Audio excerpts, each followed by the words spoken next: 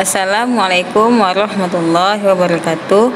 Baiklah, kembali lagi kita di pelajaran ilmu pengetahuan sosial dengan materi konflik dan integrasi sosial. Nah, pada kesempatan kali ini kita akan membahas tentang konflik. Baiklah, sebelum kita mulai pelajaran, marilah kita mengucapkan basmalah. Bismillahirrahmanirrahim. Adapun dalil mengenai konflik yaitu terdapat dalam Quran surah An-Nisa ayat 59 yang artinya, hai orang-orang yang beriman, taatilah Allah dan taatilah Rasul-Nya dan ulil amri di antara kamu. Kemudian jika kamu berlainan pendapat tentang sesuatu, maka kembalikanlah ia kepada Allah, Al-Quran dan Rasul sunnahnya. Jika kamu benar-benar beriman kepada Allah dan hari kemudian, yang demikian itu lebih utama bagimu dan lebih baik akibatnya. Nah, masyarakat terdiri dari kumpulan individu dan kelompok yang memiliki pandangan dan visi yang berbeda-beda. Karena itu, tidak jarang jika dalam masyarakat terjadi gesekan hingga menjadi konflik. Konflik diawali karena adanya perbedaan dalam struktur sosial masyarakat.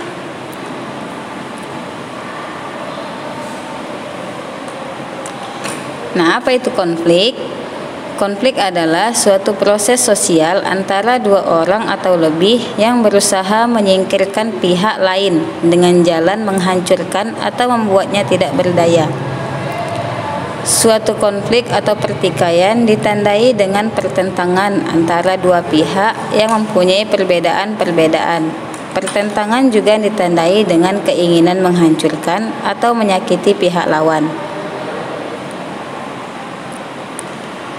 Nah, karakteristik konflik.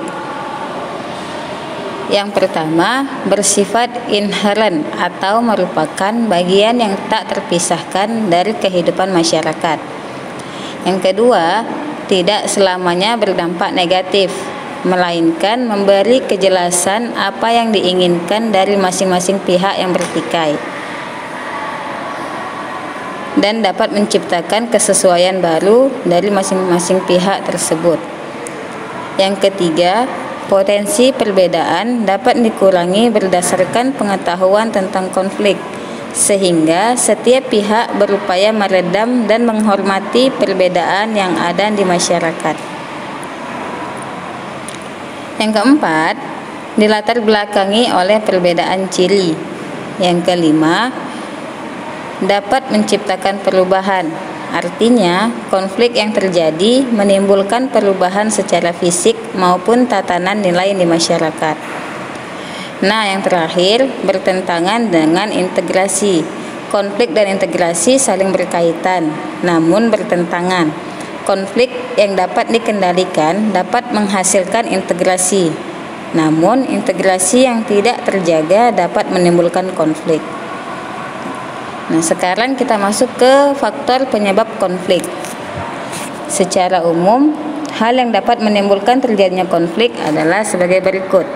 1. Perbedaan individu.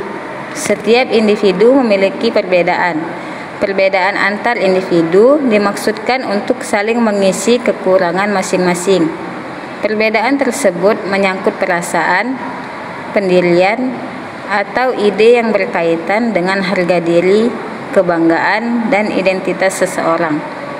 Dalam perbedaan tersebut, terkadang tidak menemukan titik penyelesaian sehingga menimbulkan konflik.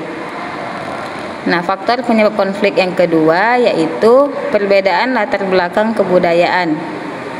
Bentang alam dan kondisi geografis Indonesia sangat luas, sehingga menciptakan lingkungan kebudayaan yang berbeda-beda.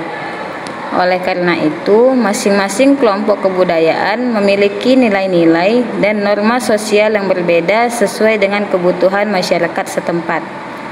Perbedaan inilah yang dapat menimbulkan konflik sosial.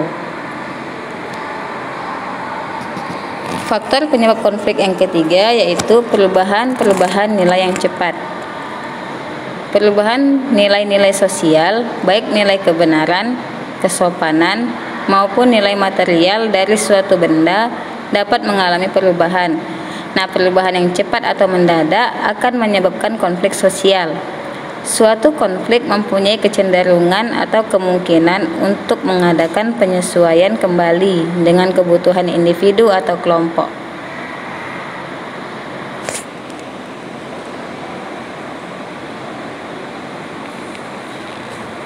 Nah, sekian materi kita sekarang. Untuk latihannya, silakan cari dan ceritakan satu artikel tentang konflik karena perbedaan latar kebudayaan.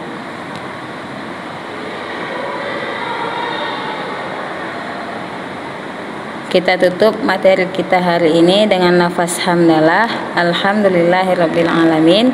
Thank you. Wassalamualaikum warahmatullahi wabarakatuh.